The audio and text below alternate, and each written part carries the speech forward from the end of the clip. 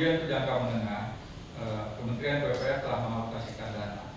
Nanti akan dikerjasamakan, didampingi oleh tim dari gabungan. Ya, ada dari BKSDA nanti kita ikut sertakan, kemudian dari TNI, dari Polri, dari berbagai macam, termasuk para relawan yang ada di tiap-tiap daerah.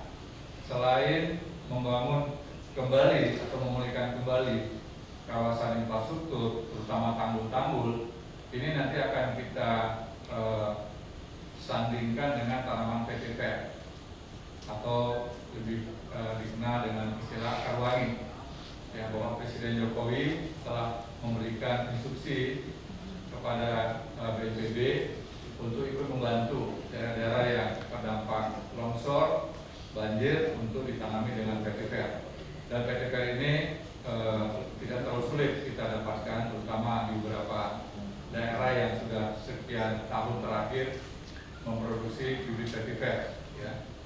Akar vetiver ini kekuatannya bisa mencapai 1/6 dari kekuatan baja, dan kedalamannya itu bisa mencapai lebih dari 5 meter. Ya, jadi dalam kurun waktu yang tidak terlalu lama ini akan membantu yang memperkuat tanggul-tanggul yang selama